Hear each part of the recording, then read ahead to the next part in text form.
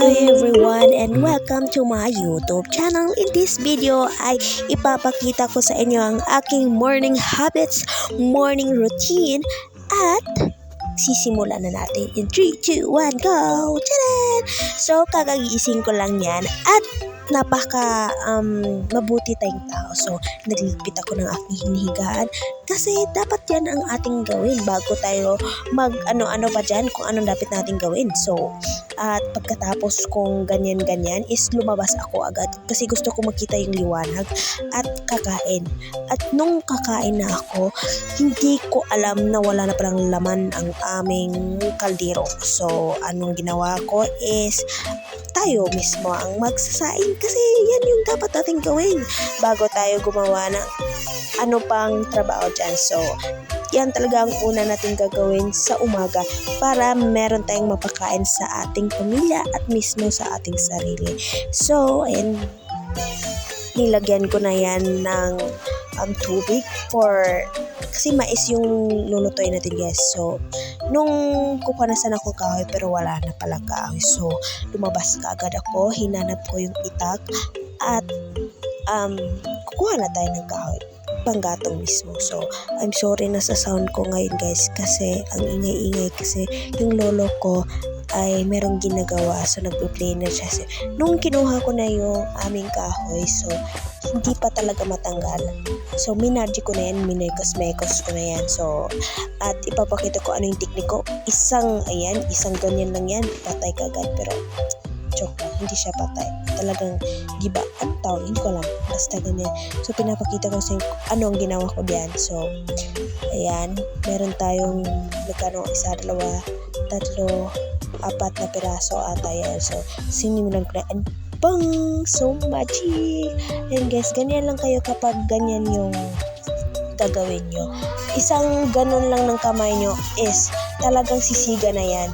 So pagkatapos ko nun nga, ang daldal ko pa. So yan, kinuha ko na agad yung walis kasi winalisan ko para malinis tayo. Kasi ako pa mismo yung nagdudumi-dumi dyan. So ako mismo yung maglilinis. So ayan, nilinis-linis ko yan. And dapat nating linisin ng maayos kasi yung lola natin is magra-wrap na naman yun mamaya pag hindi natin ito nilinisan ng maayos. So ayan, pagkatapos hindi pa nga ako tapos, naglinis kaagad ako ng lamesa for social talaga tayong maglinis, guys. Yung hindi tayo social maglinis, social tayong kakain kasi yun yung ating gusto yung linis-linis ko, no, pero hindi naman talaga, charot, nilinis talaga ako, guys. So ayun, naglilinis-linis ako kasi hinihintay ko yung aking sinaing na kumulo kasi mais yung ating lulutuin for today's video, guys. So pagkatapos ko na ayan, nag-inkantadya na nga ako kasi talang yun yung pangarap ko sa buhay, maging si amihan.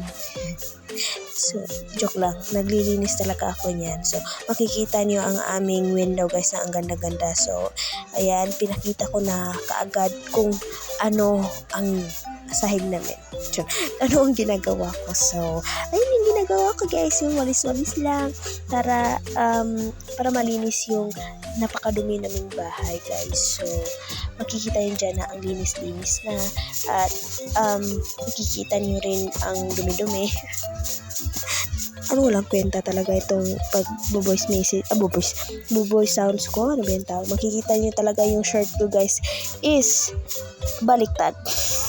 Baliktad yung shirt ko. So pinakita ko na sa inyo kung gaano kalinis na. At nakita nyo pa talaga ang napakamamahalin na may Christmas tree. So ayan yung mga collection ko ng mga Jordan. Ayan, so pagkatapos binalatan ko kaagad ang aking sinaing kasi kinumusta ko kung okay lang ba siya. Pero okay lang naman daw siya, sabi niya. So and hindi pa nga yan kumulo kasi tinignan ko hindi pa. So ano ba talaga yung dapat kong gawin para kumulo yan? Dapat ayun, ano ba yan? Minekos-mekos ko na ba yan? Hindi ko alam kung anong pinaggagawa ko dyan. Basta ayan yung bigas namin, guys. So sana naman may mag-donate ng bigas namin kasi kakaunti na lang yung bigas namin. Ayan, so may minekos-mekos ko rin yan. Ayan, minagic ko rin yan na mabilis matapos. At pagkatapos niyan guys is, ano yung dapat nating gawin kapag mekos-mekos lang, ganyan, mekos-mekos. So, at pagkatapos yung tinakip ko, at ayan, kinuha ko ulit yung takip at minekos-mekos ulit kasi kakainin ko rin yan ng mekos-mekos dito sa tiyan ko. Kung ano yung pinanggagawa ko, yun din yung gagawin ko mamaya. Joke lang po. And pagkatapos niyan is nagkuha ka agad ako ng aking pinggan kasi kakain tayo mismo. Kasi marami pa tayong gagawin sa umaga guys. Hindi lang yan talaga. So, kinuha ko na agad yung aking pinakamamahaling pinggan para kumain guys. So, nung kumain na ako ata, parang wala akong gana. Pero ang gana-gana ko kasi nag-video ako for today's video. So, ayan. So, mabilis na luto guys kasi magic lang yan eh. Pilay mekos-mekos pa yan eh. Ayan, ibinawasan ko nga eh. So, kukuha na ako ng aking pinakamamahalin na pagkain, yung aking tinatawag na ulam. So, ayan, datopiti. Pero pinahili ko kasi meron akong napakasarap na suka. Ayan. Yan yung ulam natin for today's video, guys. So, ayan, wag niyo sana akong i-bash kung ganyan yung almusal ko. Wala naman tayong masisisi kung ganyan talaga is, yun lang talaga yung maaabot natin, diba? Yun yung kaya sa ating busa. Which is, kontento naman tayo dahil meron naman tayong nakain kumpara sa iba na wala talagang makain, guys. Yung parang yung hindi na lang sila nakakain ng mga isang linggo, pero ako thankful ako kung ano man ang meron, kung ano man ang nasa sakin, kung ano yung nakakain ko. Basta it's good for me na hindi ako nahihimata sa gutom. So pagkatapos ko nga kumain guys, is pinuntahan ko na agad ang aking kambing kasi kinumusta ko kung okay lang ba sila. So sa awa ng Diyos, okay lang naman sila, hindi pa sila nakakain kasi ako yung unang kumain. Ginamit ko na kaagad ang aking power, ang aking brilyante ng lupa para bitayan ng pagkain. So pagkatapos din, hindi pa talaga tapos ang paghihirap ko guys. Pumunta pa talaga ako, nagdayo ako ng ibang bansa para lang makakuha, charot.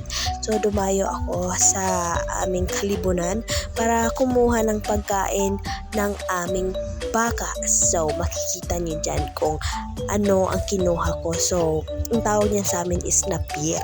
Hindi ko alam kung anong tawag sa Tagalog niyan. Basta pagkain ng hayop, pagkain ng pwede rin kainin ng tao basta gusto nyo. Pero healthy yan kasi kinakain natin yung baka, so kakainin din natin kung ano yung kinain ng baka. Charot lang. So and hindi ko na ipakita sa inyo guys kung ano ang dala ko na pangpatay, pangpakuha ng damo. So and pagkatapos ko niyan guys is sumakit yung aking balatian, ano ba tawag? Hindi ko alam. So ayan, kinuha ko na nga, pinasaan ko na nga guys kasi ibibigay na natin sa ating baka mismo. Kasi yung baka ko is nagugutom na, pero ako busog na sa aking suka at patis na ulam. Sa aking umagahan makikita niyo yung baka dyan, martsang-martsa yan kasi gutom na yan. Tapos ako hindi ko pa alam kung ano gagawin ko. At makikita niyo talaga na yung short ko talaga is baliktad. Ayan, naku guys, so pasensya na kayo. So pagkatapos umuwi na agad ako kasi gusto ko nang mag-end itong aking morning routine kasi dapat tapos na talaga. Pero ayan, ang hirap pala talaga mag-vlog guys kasi kailangan talagang balikan. At pagkatapos ko nga magkuha ng kumpay ng aking baka is akala ko yun na pala, pero meron pa palang labanin. So kailangan ko pa yung laban pero hindi ko napapagita kasi sobrang mataas na itong vlog. Bye bye guys, I love you. Mwah.